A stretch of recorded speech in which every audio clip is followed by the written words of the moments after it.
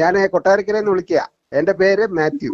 കൊട്ടാരക്കരയ്ക്ക് അടുത്ത് നെല്ലിക്കുന്നം എന്ന സ്ഥലത്ത് ഞങ്ങളുടെ ഓർത്തഡോക്സ് ചർച്ചില് 2005 തോന്നുന്നു ഞങ്ങളുടെ ഒരു കോന്നിക്കാരെ ഒരു ജോൺ വർഗീസ് അച്ഛൻ ഉണ്ടായിരുന്നു. അയാൾ അന്നത്തെ ടിനു പാസ്റ്ററുടെ ഈ കാര്യങ്ങളെ കണ്ടിട്ട് അയാളെ നേരിട്ട് ഫോൺ ചെയ്ത് ഇതൊന്നും ആവർത്തിക്കരുത്, ഇത് തെറ്റാണ് നിങ്ങളുടെ ഉപദേശം എന്ന് പറഞ്ഞതിന് അയാൾ തിരിച്ചു പറഞ്ഞത്, എന്റെ രക്ഷിക്കപ്പെട്ട ഗുണ്ടകളെ കൊണ്ട് അച്ഛനെ ഞാൻ കൈകാര്യം ചെയ്യും, എന്നിട്ട് നെല്ലിക്കുന്ന ഓർത്തഡോക്സ് പള്ളി ഞാൻ കോഴിക്കോടാക്കി മാറ്റും, എന്റെ ശാപമാണെന്ന് പറഞ്ഞു. അവനാണ് ടിനു പാസ്റ്റർ. എന്നിട്ട് ഞങ്ങളുടെ പള്ളിയിൽ നിന്ന് 4-5 കുടുംബങ്ങളെ അയാൾ അവിടെ കൊണ്ടുപോയി. ഒരു പ്രസവിക്കാതെ നടന്ന് അവളെ പ്രസവിപ്പിച്ച് ഒരു കൊച്ചുമാക്കി കൊടുത്തു. അവൾ ഇപ്പോഴും അവന്റെ കൂടെ നടക്കുക. അപ്പൊ ഇങ്ങനെയൊക്കെയുള്ള കാര്യങ്ങള് പേഴ്സണലായിട്ട് അറിയാവുന്ന വിളിച്ച് പറയണം എന്ന് എനിക്ക് തോന്നി. കാരണം ഇവനെ ഇമ്മീഡിയറ്റ് ചെയ്യേണ്ടത് പോലീസിനെ കൊണ്ട് അറസ്റ്റ് ചെയ്യിക്കുക വേണ്ടത്. എന്നിട്ട് ഇൻകം ടാക്സുകാരെ കൊണ്ട് റെയ്ഡ് ചെയ്യിക്കണം. ഇവന്റെ സോഴ്സ് ഓഫ് ഇൻകം, ഇവന്റെ കാര്യങ്ങളെ പറ്റി അറിയണം. ഇവരെ ഒന്നും വെച്ച് പൊറപ്പിക്കരുത്. എവിടെ എല്ലാവർക്കും പേടിയാ, അവൻ ശപിക്കും, അതാണ് ഇതാണെന്നും പറഞ്ഞു. എന്ത് ശാപം? ആരുടെ ശാപം? താങ്കൾ പറഞ്ഞത് സത്യം, എല്ലാം മൊണ്ണ വിശ്വാസികളാ, ഞാൻ ഉൾപ്പെടെ. അതാണ് ഇതിന്റെ കാര്യം. ഇവന്മാർക്ക് ആരാ? ഇവന്റെ ആരാധന ആക്ച്വലി ഇമ്മീഡിയറ്റ് ആയിട്ട് സ്റ്റോപ്പ് ചെയ്യണം, എന്നാലേ ശരിയാവത്തുള്ളൂ. ആരാധന ഇത് സാത്താൻ സേവയായത്. ഈ എന്ത് ചെയ്യുമെന്ന് പറ, ഇങ്ങനെ എഴുന്നേറ്റ് ഈ പെന്തോകളായ മൊത്തം പെന്തോകളുടെ 100,000 വിഭാഗങ്ങളുണ്ട്. പെണ്ണുങ്ങൾ കുറെ മൊണ്ണ അച്ചായന്മാരും ഉണ്ട് അതിന്റെ പുറകെ. അയ്യന്മാരായി കുഴപ്പമുണ്ടാകും. നമ്മുടെ സഭയെ മൊത്തം കുറെ മൊണ്ണ അച്ചായന്മാരാണ് ഈ കുഴപ്പമുണ്ടാക്കുന്നത്. സഭയെ പറ്റി ഒന്നും പറയുന്നില്ല, പറഞ്ഞിട്ട് കാര്യമില്ല. എല്ലാവരും ഇതൊക്കെ തന്നെ. ഏവ ആവാസനാണ് ഇത് വളരെ കൃത്യമായിട്ട് അറിയാവുന്നതാണ്. ഞങ്ങളുടെ ജോൺ വർഗീസ് അച്ഛൻ കോന്നിക്കാരൻ അദ്ദേഹത്തിനടുത്ത് പറഞ്ഞു, ഞാനൊന്ന് സെക്രട്ടറി ആയിരുന്നുകൊണ്ട് അച്ഛൻ എന്നോട് ഒന്ന് പറഞ്ഞു. ഞാൻ അച്ഛൻ ഞങ്ങൾ പോയി ചോദിക്കാൻ 10 പിള്ളേരെ കൊണ്ട് പോട്ടോ, വേണ്ട വിട്ട് കളഞ്ഞേരെ എന്ന് പറഞ്ഞു. അവനാണ് അവൻ അച്ഛനെ കൈകാര്യം ചെയ്യുകയും ചെയ്യും, പള്ളി കോഴിക്കോടാക്കുകയും ചെയ്യും. അത് അവൻ പറഞ്ഞത് വിശേഷണം എന്ന് പറഞ്ഞാൽ രക്ഷിക്കപ്പെട്ട ഗുണ്ടകൾ. രക്ഷിക്കപ്പെട്ട ഒരു പുതിയ ഒരു ടെർമിനോളജിയാ. ഇവയില്ല ഭാവന ടെക്സ്റ്റൈൽസ് അവനിച്ചൊരു കാശുകാരനാണ്. അയാൾക്കുള്ള മോളെ അടിച്ചു മാറ്റി ആ സ്വത്തും കൈക്കലാക്കി അവൻ കിടന്നങ്ങ് വിലസുക. ഇവ ഈ ചെവിയിൽ ഊതി മറിച്ചിട്ടെന്നോ അങ്ങനെയാണ്. പക്ഷെ അവളിപ്പോ അവന്റെ ഏറ്റവും ഇമ്മീഡിയറ്റ് ആയിട്ടുള്ള ഒരു വിശ്വാസി, മുണ്ണ വിശ്വാസിയാണ്. ഞാൻ ഈ ഞങ്ങളുടെ നാട്ടുകാരുടെ കാര്യം പറഞ്ഞ ഭാര്യ പറ്റി എനിക്ക് വലിയ വിവരമില്ല. അത് എങ്ങനെ വളച്ചെന്ന് ചോദിച്ചാൽ അറിയാം. ഇതുപോലെ ഊതി എങ്ങനെ മറിച്ചിട്ടേ ആയിരിക്കും. യവനെ ഇല്ല പൈശാചിക ശക്തി ആയിരിക്കും അവന്റെ ഇരിക്കുന്നത്. അത് അവന് നല്ല പവറല്ലേ. ഈ പാച്ചറന്മാരെ എന്തോത്തിന്റെ പാച്ചറ. ഇവനൊക്കെ ഒരു കറുത്ത പാന്റ് ഇട്ട് ഒരു വെള്ള ഷർട്ട് ഇടുമ്പോ എല്ലാവരും പാച്ചറ. കർത്താവിന്റെ കൂടെ നടന്ന അപ്പോസ്റ്റലിലെ ഒരാളാണ് ഇവൻ. അതിന്റെ പുനർജന്മമായിരിക്കും അവൻ. അതുകൊണ്ടാണ് അവൻ അപ്പോ തൊലിയെന്ന് നമ്മൾ ഇട്ട പേര്. ഇങ്ങനെ ഇരിക്കുക കാര്യം. ഇത് ഞാൻ പലപ്പോ സൺഡേയിൽ വന്ന ആ ഡോക്ടറുടെ ഇത് അടിപൊളിയായ ഗോസ്പലായിരുന്നു കേട്ടോ. നല്ല രസമാണ്. ഇതൊക്കെ നമ്മൾ പള്ളിയിൽ നിന്ന് കേൾക്കാൻ ആഗ്രഹിച്ചത്. അവിടെ ഇതൊന്നും അല്ല പറയുന്നത്. ഇല്ല മാർത്തോമക്കാരെ പോലെ നമ്മുടെ ഓർത്തഡോക്സ് പള്ളി മുഴുവനും ഇപ്പം ഈ വെസ്റ്റേൺ ഗോസ്പലാണ്, അല്ലാതെ നമ്മുടെ ഈസ്റ്റേൺ ഗോസ്പൽ ഒന്നും അല്ല പറയുന്നത്.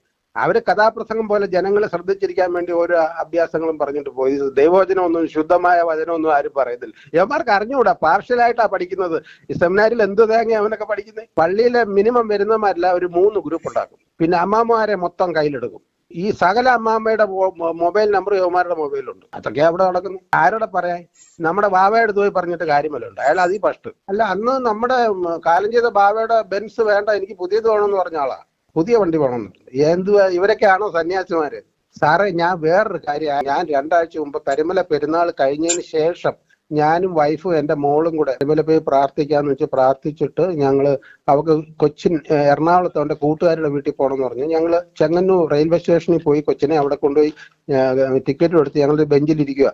അന്നേരം ഉണ്ട് ഒരു ചുവന്ന കുപ്പായിട്ട് എന്ത് കോറപ്പിക്കോപ്പ എന്ന് പറഞ്ഞ ഒരുത്തം വന്ന് ചിരിയൊക്കെ ചിരിച്ച് അവിടെ. ഞങ്ങൾ വിചാരിച്ച് സ്വാഭാവികമായിട്ട് അച്ഛന്മാരെ കാണുമ്പോൾ ബഹുമാനമൊക്കെ കൊടുത്ത് വർത്താനം പറഞ്ഞ് ഞങ്ങളെ പിടിച്ച ഞങ്ങളുടെ കൂടെ വന്ന ബെഞ്ചെല്ലാം ഇരുന്ന് എനിക്ക് അപ്പോഴേ തോന്നി ഈശോ വശക്കേടാന്നത്. ഇയാൾ വല്ലാതെ ചിരിക്കുകയും ചെയ്തു. സംസാരമുണ്ട്. ചുരുക്കം പറഞ്ഞാൽ സംസാരിച്ച് കൊച്ചിന് നിനക്ക് കോൺഫിഡൻസ് ഇല്ല, അതില്ല ഇതില്ല, നിനക്ക് ഒരുപാട് കഴിവുകളുള്ള കൊച്ചാണ്, അതാ ഇതൊക്കെ പറഞ്ഞപ്പോ നമ്മുടെ വൈഫിനെ എടി ഇയാളെന്ത് ഒരുപാട് സംസാരിക്കും. അവസാനം അടുത്തിരുന്ന് കൊച്ചിന്റെ ചെവി പറയാൻ തുടങ്ങി.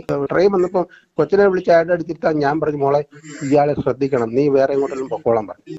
ലേഡീസ് കമ്പാർട്ട്മെന്റിൽ പോയി.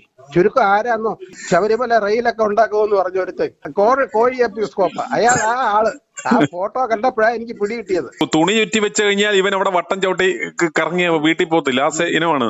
എന്നിട്ട് വിളിച്ച്, മോളെ നമുക്ക് എറണാകുളത്ത് 1-2 സ്ഥലങ്ങളൊക്കെ കാണാനുണ്ട്, ഇറങ്ങണം എന്നൊക്കെ. അവള് അവളപ്പോഴേ വലിഞ്ഞോളൂ. അവള് മില്ലേഡീസ് കമ്പാർട്ട്മെന്റിൽ ഇറങ്ങിയിട്ട് അവള് സ്വന്തമായിട്ട് അവിടെ കൂട്ടുകാരോട് കൂടെ പോയി. ഇവൻ ഇങ്ങനെ ഇനി ഞാൻ ഇനി ഒരു അച്ഛന്മാരെ വഴിവെച്ച് കണ്ട ബഹുമാനിക്കത്ത് പോലും യുവമാരൊക്കെ ഏത് കോഴികളാന്ന് ആര് കണ്ട്.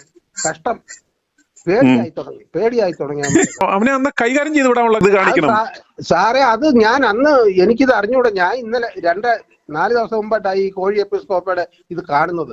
അന്നേരം മനസ്സിലായി ഇവനായിരുന്നല്ലോ അവന്. കോഴി ഇപ്പൊ കൂതാശയൊന്നും ഇല്ലാതെ ഇപ്പൊ ചെറുതും വിരിച്ച് പതുക്കെ ഇറങ്ങി നടക്കുക റെയിൽവേ സ്റ്റേഷനിൽ കൂടെ. കൊല്ലകടവിൽ എങ്ങണ്ട എന്റെ പള്ളി ഇതാന്നൊക്കെ പറഞ്ഞു. ഞാൻ ചോദിച്ചു ഞങ്ങളുടെ ഇടവകാരിയൊക്കെ അറിയുമോ?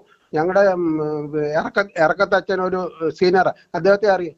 ഞാൻ എല്ലാവരും അറിയും, അയാൾക്കത് സംസാരം തുടരാൻ താല്പര്യമില്ല. അയാൾ വേറെ എന്തൊക്കെയോ പറയും. പക്ഷെ ഇവനെയൊക്കെ നമ്മുടെ സഭയിൽ നിന്ന് ഔട്ടാക്കണം. ഇവന്റെ കുപ്പായം വലിച്ചു കയറി ദൂരെ കളയണം. വേറെ കാര്യമില്ല. അത് മേലധ്യക്ഷന്മാര് ചെയ്യത്തില്ലല്ലോ. ഇവർക്കിപ്പോഴത്തെ ഭക്ഷണത്തരത്ത് എന്നിട്ട് അവിടെ ഫോൺ നമ്പർ ചോദിച്ചു, നമുക്ക് ഫ്രണ്ട്സ് ആവാം എന്നൊക്കെ ഇവൻ പറഞ്ഞു. നിങ്ങളുടെ മുന്നിൽ ഇരുന്ന് തന്നെ ആവുമ്പോ എത്രയും പറയണമെന്നുണ്ട്. അവൻ ആരാ മോനെന്ന് ഓർത്ത് നിൽക്കി. അവൻ ഇവിടെ ചെവിയിലാ പറയുന്നത്, ചെവിയില്. ഞാൻ പറയും ഒരു അച്ഛൻ ഇത്ര അടുത്തൊക്കെ പെരുമാറുകൂടി എന്ന് എന്റെ വൈഫിനടുത്ത് ചോദിച്ചു.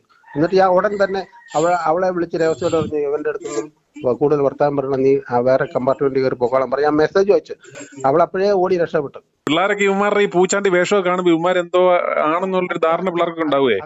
സൺഡേ സ്കൂളിലൊക്കെ വിട്ടിട്ടുണ്ടായ പോയി പോയി തീർന്നതോടുകൂടി. ഇങ്ങനെയാണ് നടക്കുക. കുമ്പസാരിപ്പിക്കാരും കുർബാന കൊടുക്കാരും നടക്കുക ഇവന്മാര്. ഇപ്പൊ പള്ളിയിൽ ആരും കുർബാന കളി കാണാൻ ചെല്ലാത്തതുകൊണ്ട് ഇവന്മാരിപ്പം റോഡിൽ കൂടെ ഇറങ്ങി നടക്കുക. വഴി കാണുന്നവർക്ക് കുർബാന കൊടുക്കാൻ വേണ്ടിയേ.